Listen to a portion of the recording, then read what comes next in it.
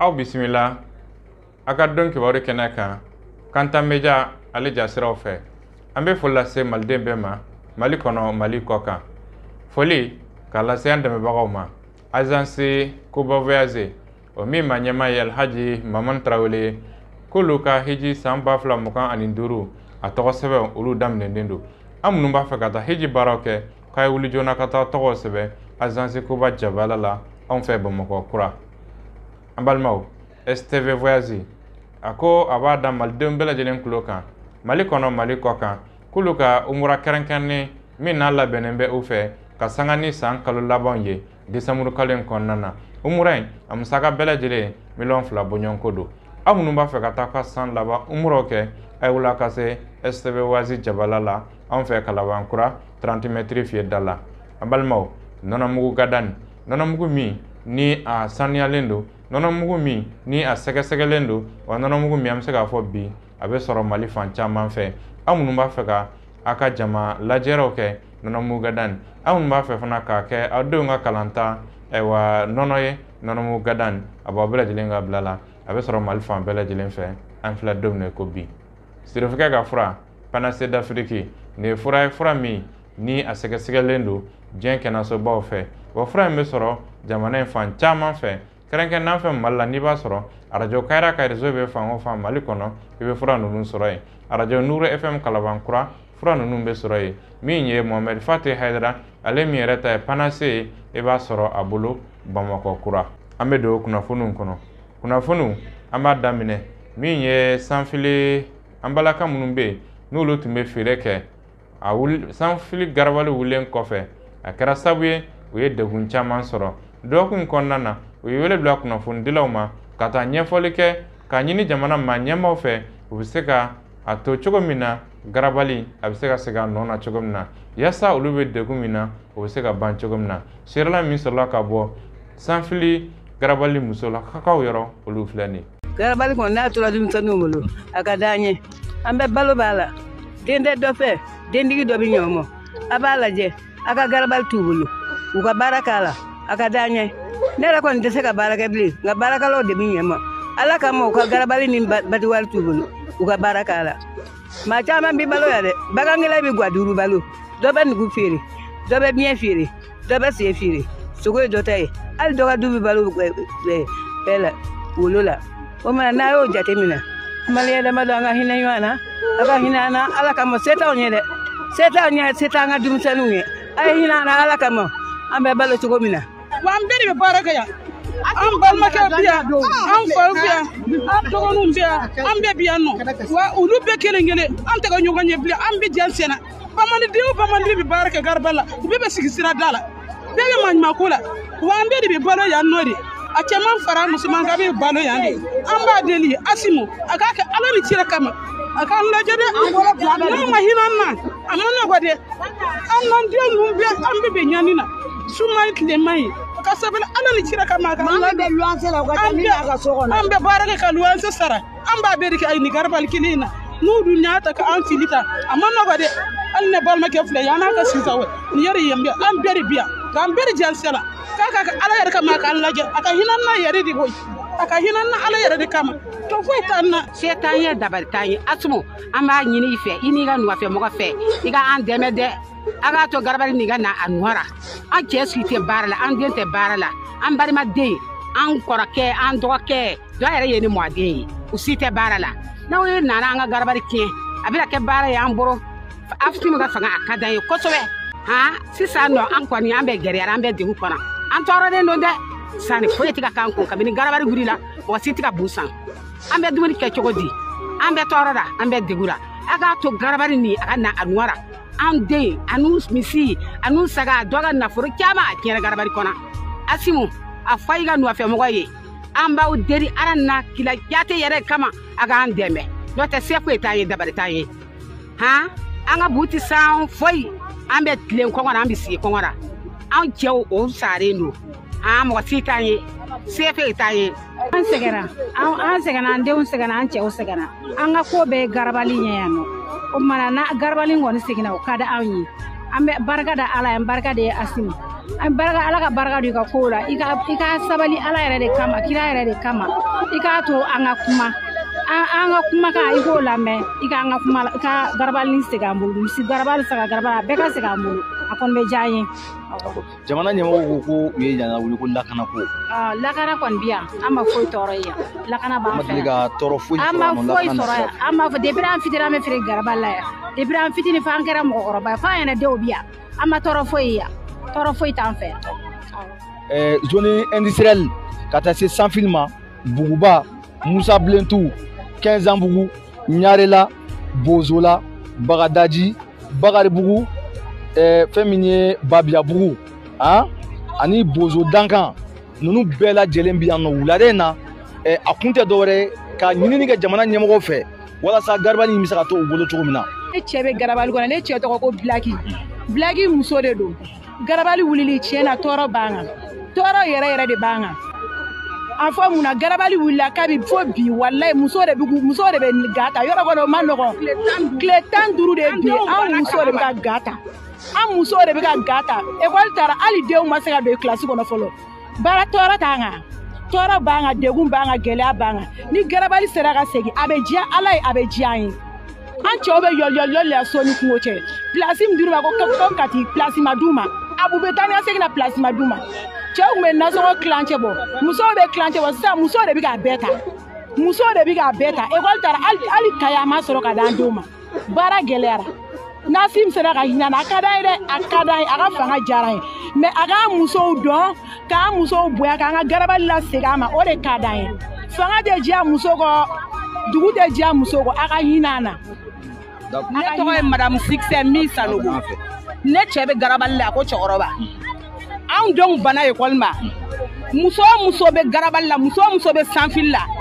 o muso tɛ min den ye 6e ni 7e kɛ u banna kalan ma u bɛna garabali de la u bɛna dɔrɔmɛ ni fila ɲini u bɛ taa u b'u fa n'u baw dɛmɛ anw cɛw ka nasɔngɔ a bɛ bɔ yan de anw yɛrɛ b'an ka fɛn bɛɛ ɲini an bɛ fɛn bɛɛ feere i y'a mɛn mɔgɔ o mɔgɔ mana na n'i ka feerefɛn garabali kɔnɔ a bi sa k'a daminɛ jisumatigiw la minnu bɛ so kɔnɔ olu bɛ baara kɛ anw garabali mɔgɔw ye nasan sugu mɔgɔw olu bɛ baara kɛ anw garabali mɔgɔw ye Président Assimi maliyɛn bɛɛ b'a fɛ a ko Malikura ni Malikura bɛ jɔ maliyɛnw de ye anw fana Sanfili ka garabalikaw anw ye maliyɛn de ye Assimi k'a lajɛ ji ɲɛma jɔlen na a k'a lajɛ n'a ko Malikura ti jɔ dɔ ka ɲɛji kan ni anw denw ma kalan baara kɛ anw denw tɛ ka kalan kɛ ni anw denw ma taa garabali la anw denw bɛ kɛ nson ye n'anw denw kɛra nson ye kasɔrɔ falen don anw baw bɛ kɛ mun ye an denmusow bɛ kɛ sungurubaw ye Malikura bɛ jɔ n'i y'a mɛn Mali denmisɛnninw de don n'i y'a mɛn jamana denmisɛnninw de don denmisɛnninw tɛ kalan na tile 15 bi muso tɛ Sanfili kɔnɔ min bɛ sunɔgɔ ne yɛrɛ min bɛ ten muso tɛ min bɛ sunɔgɔ hali minnu bɛ so kɔnɔ u bɛ jisuma feere cɛw bɛ garabali la ne yɛrɛ cɛ kelen barakɛla 4 de b'a bolo a barakɛla 4 a bɛɛ bɛ si garabali kɔnɔ i y'a mɛn anw ye denbatigiw de ye président k'a lajɛ walayi Mali bɛɛ bɛ Assimi fɛ nka garabali ko in n'a m'a lajɛ. Ne bɛ bu feere jɔ ne Jarakaba Musa Bilentu la an bɛ bu feere la a ka ca san 30 n'i ko bu i ko misitigi n'i ko misitigi i ko ba n'i ko feerefe bagantigi ni bu feere o de bɛ taa ɲɔgɔn ta ɲɔgɔn ye an bɛ yɔrɔ min na bi dusukasi min b'an kan an bɛ transition kɔ dɛ an bɛ Assimi kɔ bi an b'a kɔ sini mais a k'a lajɛ a k'a kɔfilɛ gari wɛrɛ bɛ cogo min na bi se t'an ye dabarita cɛ ni muso an bɛ dan tɛ sunɔgɔ an b'an ko ma m'an jaabi cɛ ni muso denmisɛnnin fɛn o fɛn n'a banna a bɛ ka toriya n'u nana n'a ye a bɛ kolo a bɛ baara kɛ a bɛ wasi kɛ ka taa da a somɔgɔw ma mais dɔ bɛ fara garabali gɛrɛya kan dɔ bɛ fara an yɛrɛ ta kan an b'a deri an b'a fɔ aw fo k'a barikada aw minnu sera k'aw fara ɲɔgɔn kan an b'a ɲini aw fɛ an ka bu feerela filɛ a yɔrɔ filɛ nin an bɛ sigi fo ka taa tile ban ni kɔnɔ ta ni adamaden ti ɲɔgɔn an ye denbatigiw ye anw bɛɛ cɛ sara an bɛɛ cɛ tantigi ye sen t'an kɔrɔ bere de b'an dɔw bolo ka taama ka na mɔɲuman ko kɛ k'an dahirimɛw ɲini. Nin garabali ko in nin ye degun min se Bamakɔ musow ma Ala dɔrɔn de b'a dɔn garabali in bi Sanfili kɔnɔ yan mais Bamakɔ muso bɛɛ lajɛlen de ka baarakɛyɔrɔ ye garabali ye Bamakɔ muso bɛɛ bɛ baara kɛ garabali in na dumuni feerelaw b'a la jisuma feerelaw b'a la bu feerelaw b'a la hali denmisɛnnin dɔw bɛ bɔ burusi kɔnɔ ka na tilemakɛ la a bɛɛ bɛna garabali in de kɔnɔ wallahi denmisɛnnin san 15 san 14 i b'u ye u bɛ bagan de minɛ bagan 15 u b'a don juru la k'a sama garabali ni batuwari cɛ bagan den kelen dɔrɔmɛ 10 ala de b'a dɔn bagantigiw boucherw tulo b'a la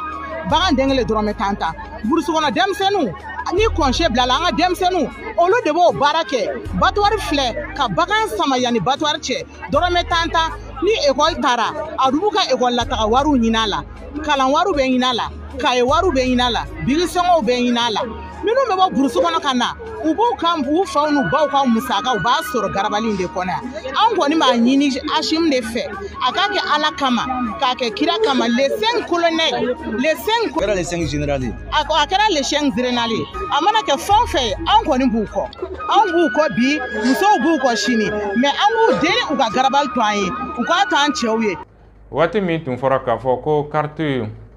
n'o bɛ tali kɛ téléphone pisiw la carte nina ale ye numéro ka sigi o la o don tun ye bi de ye nka ka sanga ni wulikajɔ ni sɛgɛsɛgɛliw ye an cakɛɲɔgɔn Renouveau FM olu wulila ka se Alde Bamako la nɛgɛjuru sira 2 min bɛ yen ka taa sɛgɛsɛgɛli kɛ ka taa ɲininkali kɛ maa minnu bɛ k'a fɔ u b'a la ka ka pisiw labaara ni carte nina numéro ye o y'a yira k'a fɔ ko degun caman bɛ ko in na sira min sɔrɔ ka bɔ a kɛnɛ kan ye olu filɛ nin Alde Bamako kɔnɔna la Move Africa Monitel Agence la yen clients yɛrɛ kɔni mugu senna teliya joona walasa ka se k'u ka pisiw identifier i n'a fɔ a laɲinina cogo minnu na ɲɛmaw fɛ nka o pisi identifier yɔrɔ la gɛlɛya caman kɔni bɛ clients kan bon vraiment ni nana sɔgɔmada na 7h30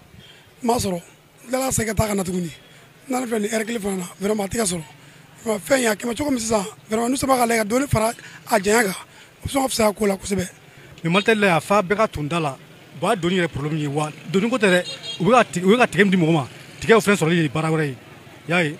donc nin ne tile 2 ye n bɛ kana baara bila ka na kama mais n tɛ se ka ɲɛ sɔrɔ y'a ye n'a ma ɲɛ min kɔ ne bɛ jɛn sa n'u ye n ka pisi tigɛ n bɛ jɛn n bɛ ala minɛ min tɛ min kɛ o kɛ k'o ye quoi parce que ne yɛrɛ nasɔngɔ ɲini de e bɛ nasɔngɔ ɲini dabila ka na i ka pisiko la tile 2 k'e tɛ a tɛ ɲɛ sɔrɔ y'a ye ne bɛ ala minɛ ne bɛ jɛn siɲɛ kelen quoi n dɔ fara dɛrɛ kan n bɛ ala minɛ n bɛna ɲɛ tuguni ni fɛn fara dɛrɛ kan n bɛ ala minɛ n bɛ jɛn an kɔni bɛ taa o bolo halisa wala u bɛ k'an sɛgɛn dɛ u bɛ k'an sɛgɛn yɛrɛ de depuis semaine passée mɔgɔw bɛ yan an tɛ sunɔgɔ an bɛ na 3h 2h i bɛ na ara minɛ fɔ sisan a dɔw la i bɛ tigɛ yɛrɛ minɛ sanni ta u bɛ bila o baara jiginna e ni ala cɛ ne fani man ɲi dɛ i n'a fɔ Move Africa Monitel Agence la Orange Mali ale fɛnɛ agence kɔnɔna la client caman kɔni bɛ senna teliya ka taa yen yɔrɔ kofɔlen na nka o client fɛnɛ gɛlɛya dɔw bɛ olu fɛnɛ kan bon n'i y'a jateminɛ mɔgɔ caman bɛ yen nɔ olu ma se ka u ka pisiw valider fɔlɔ bon ni an continuera nin cogo la n b'a dɔn mɔgɔ caman ta bɛ sɔn ka tigɛ ka sɔrɔ a ma valider donc o bɛ sɔn ka kɛ gɛlɛya ye kosɛbɛ mɔgɔw ma minnu ma se ka valider donc o gɛlɛya bɛ yen bon et en plus aussi Monitel yɛrɛ ka service la o de ta yɛrɛ de ye catastrophique ye parce que ale fɛ yan nɔ i b'a sɔrɔ jama de tunnen bɛ ɲɔgɔn kan maa si ta tɛ ka se ka kɛ kunu ne nana ne yɛrɛ ma se ka kɛ bon bi fana ɲɛ b'a la n nana fana n tɛna se ka kɛ parce que n'a fɔra k'i ka i jɔ mɔgɔ min filɛ nin ye yan nɔ k'i ka nin bɛɛ kɔnɔ k'i ka sɔrɔ k'i ta kɛ i b'a dɔn a tɛ kɛ ko nɔgɔ ye quoi. depuis 6 heures an nana an sigilen bɛ an dɔnna yan fɛ aran na u ko cɛkɔrɔba a ye don suman kɔrɔ aw ka kɛ aran ye an nana u nana k'an to an jɔlen bɛ tugun an kumana olu fɛ ka dɛsɛ u b'an don ala kama an k'a don ka taa an kɔ dimi bɛ anw na sen dimi bɛ anw na faso ko don ni faso ko tɛ an tɛ na o. an n'a sɔrɔla k'a fɔ Move Africa Monitel ale ni Orange Mali olu mɔgɔw kɔni kelen don ka fɛɛrɛw sigi walasa cogo minnu na clients bɛ se ka lafiya n'o yɛrɛ ye site web dɔ créeli ye bɔlɔlɔsiraw kan nka o n'a ta bɛɛ gɛlɛya kɔni bɛ clients kan walasa ka se k'u ka pisiw identifier o senfɛ clients olu yɛrɛ bɛ fɛɛrɛ dɔw fɔ walasa cogo minnu na u bɛ se ka nimisi wasa sɔrɔ. bon nin fɛn in a nafa fɔlɔ yɛrɛ fɛn min ye fɔlɔ parce que pisi kelen fo 2 3 o bɛ kɛ maa kelen kɔni tɔgɔ la o ka ɲi mais mɔgɔw la jɔ tile kɔrɔ ka se nin hakɛ mɔ pisi tɛ ka sɔrɔ ala hɛrɛ la vraiment a cɛ man ɲi n kɔni bɛ min ɲini na Mali gouvernement fɛ ani Mali ɲɛmɔgɔw fɛ u ka lajɛ u ka kuma ni Monitel mɔgɔw ni Orange mɔgɔw ye u ka lajɛ ka don carré kɔnɔnaw na ani du kɔnɔ k'a essayer ka mɔgɔw inscrire o fana ka nin n'o sera ka kɛ o bɛ diya n ye kosɛbɛ. parce que ko i m'a kɛ ko pisi bɛ tigɛ dɛrɛ surunyana kojugu n'u y'a jɛ ka dɔ fara dɛrɛ kan vraiment o bɛ diya n ye kojugu tiɲɛna nin ko nin Mauritanie ni ma fɛɛrɛ ka u ka mɔgɔ de bɔ ka mɔgɔ bila carré kɔnɔ mɔgɔ ka nin kɛ quoi n tɛ a tɛ se ka ban cogo si kelen na hali ni u y'a dɛlɛ kalo 2 tɛ ban ne kɔni bɛ min fɛ u ka dɔ fara dɛlɛ kan tiɲɛna dɛlɛ surunyana kojugu y'a ye. Jamana ɲɛmaw olu yɛrɛ kɔni kan sariya kura ye o yɛrɛ kɔni bɛ tali kɛ walasa bɛɛ lajɛlen ka se ka lafiya ale ni k'u kisi yurugu mɔgɔw ani bingale walew ma. Maraku san 2025 éliminatoire ndolanci olu daminɛna kunungo an yɛrɛ fɛ Senegal ani Burkina Faso olu tun bɛ ɲɔgɔn na stade 26 mars kɔnɔna na. Senegalikaw olu kɔni sɛbɛn sɔrɔ Burkina kan kelen ani Kanangolo n'ala sɔnna ma Mali an bɛ don tolo na bi nka ka kɔn an ka doni ye tolo na min ye farikolo ɲɛna dɔnbaga dɔ min bɛ tali kɛ Gajaba Sise la ale ye ɲɛfɔli kɛ Mali ka ndolanci 4 min tɛmɛna. Mali ka boko fila in contre Guinée Bissau an bɛ se k'a fɔ ntolanci ye kuru 3 de ye donc ntolanci fila in kuru 6 an sera ka 4 sɔrɔ donc n bɛ se k'a fɔ an ye baara kɛ min ye entraîneur ka performance ye nin y'a ka match fila de ye donc on va dire que a match a gagné a ka so a ye filanin bin kɛ kɔfɛ bon an bɛ se ka jate min minɛ dɔrɔn match fila in na équipe nationale ma bita surtout à l'extérieur an ye fila dun min kɛ extérieur la a ma bita o fɛn min filɛ nin ye ça c'est très important n'i bɛ jouer kɔfɛ n'i ma se ka bi dun i kana bita au moins bon mɔgɔw b'a fɔ ko non équipe dɔw ka fɛgɛn équipe dɔw kana fɛgɛn équipe fɛgɛman tɛ yen bi dɛ ni équipe fɛgɛman de don a tɛ gagner dɛ équipe fitininw bɛ gagner bi il y a des grandes nations du football mais peut-être u ka superficie ka dɔgɔ donc an b'o bi na bɛɛ de dama ka kan ballontan na an bɛ se ka min fɔ dɔrɔn bi depuis que a nana je crois qu'a ye match 4 de temps a ye match 4 de temps an ni Mozambique jouera yan nɔ après an taara u fɛ yen nɔ a ye match 4 bɛɛ temps en match ça c'est déjà important n ka jate fana na an ye sebaya 2 sɔrɔ ani filanin bin 2 donc ça c'est déjà un bon résultat pour l'entraîneur bon n bɛ min fana fɔ jamana kɔnɔdenw ɲɛna minnu bɛ ballontan kɔnɔna na match 2 3 4 o tɛ se ka kɛ ko i bɛ entraîneur k'i b'a juger un coup c'est dans le temps c'est pourquoi ni contrat bɛ signer a bɛ kɛ san 2 san 3 san 4 san 6 dɔw yɛrɛ fo san 10 kun de b'a la parce que ni entraîneur kura nana jamana kɔnɔden tɛ il faut k'a lajɛ ntolancila minnu ni ale ka style de jeu a n'a ka plan de jeu bɛ se ka taa dɔɔni dɔɔni o b'o de adapter donc kelen a tɛ se ka kɛ dɔrɔn k'a bɛɛ ka ɲɔgɔn sɔrɔ il faut k'an ka faamuyali sɔrɔ o yɔrɔ ninnu na ne kɔni ka satisfaction ye min ye match 2 min filɛ nin ye ka taa sisan an match kelen filanan an bɔra kɔfɛ an ma bita et ça c'est très important a b'a ye sisan classement africain classement FIFA a b'a ye Mali bɛna point dɔ sɔrɔ ka fara an ka point min tun bɛ an bolo il y a plus de 3 mois donc n bɛ se ka min fɔ dɔrɔn an ka entraîneur dɛmɛ o kɔnɔna na an kana ni an ye mɔgɔw ta k'u bila baara la an kana bila u ɲɛ parce que olu bɛ sara o de kama c'est eux qui ont intérêt a ka ɲɛ u bolo donc n'an tora ka taa don n'u hakili cɛ si on fait entre guillemets a bɛ se ka kɛ u bɛ tugu an ka ko dɔw kɔ a bɛ se ka taa tiɲɛ u bolo après ils vont se remettre en cause ou bien a bɛ fɔ ko a fɔra y'an ka kɛ tan de alors que a ma ta o kama dɛ i taara i ka dɔnniya de kama i ka se kama ani i ka capacité ani i ka ballontan yɛrɛ i bɛ min dɔn ballontan yɛrɛ kɔnɔna na en cas ni i ka équipe nana gɛlɛyaw sɔrɔ donc an ka entraîneur to yen u k'u ka baara kɛ an kana to an ka don u ni u ka baara cɛ o ye mun ye min na ni kɛrɛfɛko clanisme an ka entraîneur to yen a k'a ka baara kɛ ne b'a ɲini Mali dirigeants fɛ minnu bɛ clubw la minnu bɛ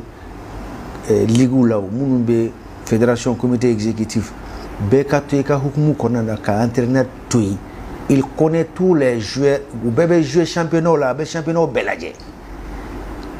a b'u dɔn et puis c'est un professionnel a ka baara de don ale tɛ degeden ye ale ye dege karamɔgɔ de ye donc an k'a to yen a k'a ka baara kɛ pour que don min na ni an bɛna ale lasigi k'a fɔ ko an bɛna a ka bilan kɛ bilan kɔnɔna na a kana taa fɔ ko a ka baara kɔnɔna na an dɔnna k'a baara tiɲɛ a bolo donc o de kun don ne bɛ tout le temps n bɛ équipe nationale fo vraiment nin match fila min tanna bien vrai on va juger oui Joro tun kan ka tɛmɛ nin kan o tun kan ka gagner mais min ka gɛlɛn n'a bɛɛ o ye ka ci le fait qu'an match déjà ça c'est bon le fait qu'an gagne an ka dugu fana la an ka jamana fana kan même si n'a gɛlɛyara ce qui compte ce sont les 3 points donc an ye 3 points sɔrɔ yan an taara kɔfɛ an ma bi ta an ma ci ka 1 point ta 4 points sur 6 je pense que en ce qui me concerne ni ko ne kan hakilina di ne bolo o kaɲi parce que bi on est deuxième de notre poule donc an ka taa dɔɔni dɔɔni an kana gagner an kana ci an ka jamana kan o min yɛrɛ ka gɛlɛn n'a ye fo i ka gagner i ka jamana la kɔfɛ i kana bi ta tant que i b'o kɛ i bɛ qualifier o donc n bɛ bɛɛ fo n bɛ public fo public bɔra kosɛbɛ parce que an tun ye désagrément dɔw sɔrɔ n bɛ deli k'a fɔ n ko Mali de la i b'a ye équipe nationale a bɛ ci dimanche tɛmɛnen mais ni dimanche n'a fɔra ko équipe nationale bɛ mɔgɔw bɛ bɔ ka taa tuguni mɔgɔw bɛ tolanci de fɛ donc mɔgɔw bɛ ballontan environnement fana kɔnɔna na olu fana kan ka kɛ mɔgɔ ye minnu bɛ public fana dɛmɛ de pour que n'a taara so a ka se ka sunɔgɔ donc o de kun don n bɛ foli bila public la n bɛ foli bila autorités là qui ont mis tous les moyens par rapport aux 2 matchs. Moi j'ai suivi de très près comment ça a été organisé par le département des sports. Ni a suivi à distance, je sais qu'on a mis tous les bouchées doubles. Fin tunganga ke a la ben sabatira ka vol ni parce que anga gala vol de généralement affréter un vol spécial c'est de l'argent liquide, c'est de l'argent de l'État. Donc o wari tese ka bo directement ka blani fin ko ka tlatuni ko amako be résultat mina ko mo wore kata do konana anka demsunu to ku ka ballon temps munu blani no ku koloshi u ka tolanci terrain ka ku to ku ka ballon temps c'est après ka me soro ko juger ne be département fo o la kosobe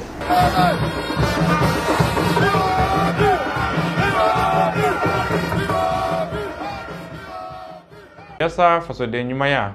a bɛ se ka don jamanadenw na cogo min na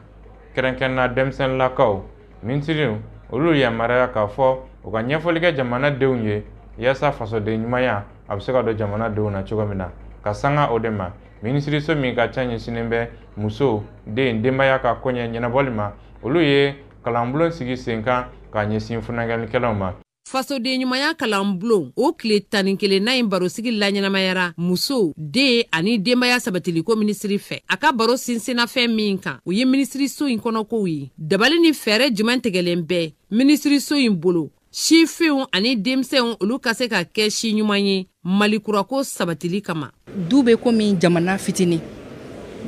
tigi b'a la denw b'a la bon fo an ka sɔn ɲɔgɔn ta ma du kɔnɔ an ka tigi dɔn tigi ye denw k'u yɛrɛ dɔn denw ye walasa du yɛrɛ bɛ se ka kɛ du ye cogo min na mais i b'a ye k'a fɔ ko o du in kɔnɔna fana na mɔgɔ dɔ de bɛ yen n'a bɛ fɔ ma ko muso ale de jɔyɔrɔ fana ka bon kosɛbɛ parce que tuma caman anw fɛ yan nɔ lamɔ bɛ muso de bolo ale de bɛ sira fɔlɔw ale de b'o don den kɔrɔ kabi i bɛ denmisɛnniya la fo k'i se sifinya ma ni min ta ɲana ni min ka lamɔ ɲana sani ka se sifinya ma i b'a ye e bɛ kɛ sifin ɲanama ye jamana kanu ani jamana hami bɛ kɛ e la depuis sifinya wagati sani ka se maakɔrɔya ma nin bɛɛ laɲini ye de jamanaden ɲuman bɛ se ka sɔrɔ cogo min na. hakilina ɲumanba de don ne yɛrɛ filɛ nin ye don min na ne bɛ na ɲanɔ esprit de patriotisme min tun bɛ nin na a tun ka dɔgɔn dɔɔni depuis ne nana yan nɔ an ye activité minnu kɛ professeur minnu welela ka na yira n na minisiriw yɛrɛ kumana cogo min na u ka baara kan o ye baara min kɛra ka tɛmɛ o ni halisa olu yɛrɛ bɛ ka baara min kɛ o y'a to an ye faamuyali caman sɔrɔ a la. sifinw tɔgɔla minisiriso ye nin kalanbulon min sigi a bɛna kɛ sababu ye ka fasokanu dɔnniya yiriwa mali denmisɛnw na ani ka faso jɔbaga caya musow tɔgɔla minisiri ka fɔ la. anw bɛ baara min sira min don denmisɛnninw kɔrɔ denmisɛnniya la nin kɛnɛ in bɛ o tɔ kolo sinsin de minnu sera ka se sifinya la bi ni a caman bɛ u b'u ta fan dɔn k'a yira olu la k'a fɔ ko baara ma ban dɛ halisa a y'aw cɛsiri walasa aw ka se ka kɛ maliden ɲuman ye parce que laɲini dɔw de kɛlen don u fɛ pour que o laɲiniw ka se ka sabati fo aw k'aw ta fan dɔn aw k'aw ka jamana kanu aw ka kɛ baarakɛlaw ye aw ka se ka maakɔrɔbaw bonya aw ka se ka jamana sariyaw bonya ani fɛn caman wɛrɛw. fasoden ɲumanya kalanbulon in sigiko 2nan ye nin ye sifinw tɔgɔla minisiriso fɛ i n'a fɔ a tako fɔlɔ sifin 200 de bɛ kalanbulon in kɔnɔ minnu bɔra mali marabolo bɛɛ kɔnɔ ka fara Bamakɔ kan tile 15 kɔnɔ. O cogo kelen na minisiriso min ka ca ɲɛsinnen bɛ min ye sɛnɛ ani ka fara minisiriso min ka ca ɲɛsinnen bɛ kiiri koɲɛ ma olu fana ye kalanbolo sigi funankɛnlakaw kunna kɛrɛnkɛrɛnna ka ɲɛsin sɛnɛ yɛrɛ kɛcogo ɲuman ma. Shirla misala ka bɔ kɛnɛ kan olu filɛ nin. Sigikafo ye damu ye wa b'a to bɔgɔkɛ fɛn caman kalama. O de ye ni hakili falen laɲini ye fasoden ɲumanya kun kan. Ka sira di minisiriw ma u ka masala ni denmisɛnninw ye u jɔyɔrɔ ko koɲɛw ka jamana kɔnɔ ani ka u bilasira togo min na sifun k'u kuntilenna dɔn jamanaden ɲumanya walew la.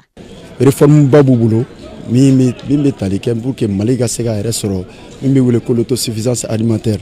a y'o fɛɛrɛw da an tulo kɔrɔ k'a yira k'a fɔ an minnu sifinnakaw ye an fana jɔyɔrɔ ka bon o yɔrɔ la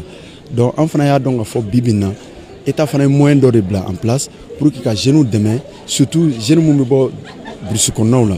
donc yanni bɛɛ ka na Bamakɔ k'a fɔ ko n bɛna baara ɲini n bɛ sigi bureau la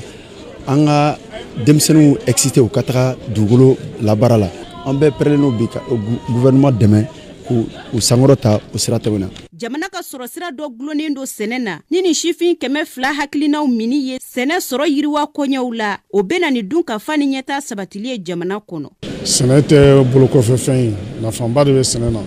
an bɛ fɛn fɛn na bibi jamana in kɔnɔ an bɛ dun ka fa an bɛ fɛɛrɛ bɛ tigɛ pour que dun ka fa ka se ka sabati an bɛ o kɛnɛ o baara de la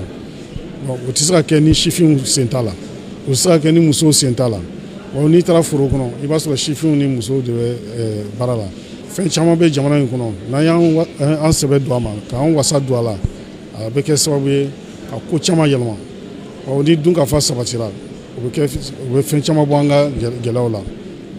an bɛɛ de bɛ an fanga di ɲɔgɔn ma walasa o dun ka fa o ka se ka sabati. Ni kalan in sɔrɔlen kɔ ni sifin ninnu kelen-kelenna ka kɛta kan ka kɛ min ye o de ye ka baara kɛ ni barosigi ninnu kumadakun hakilinaw ye i n'a fɔ a laɲininen do togoya min na jamana marabagaw fɛ. Dansigɛ bidon kibaru la min labɛnna ka lasew ma Kanta Media ɲɛmaaso fɛ a bɛ foli lase aw bɛɛ ma Mali kɔnɔ Mali kɔ kan ka tila k'a ɲini aw bɛɛ fɛ a ka jɛ in partager n'o de ye ka cari kosɛbɛ an b'a fɔ assalamu alaikum wa rahmatullahi wa barakatuhu.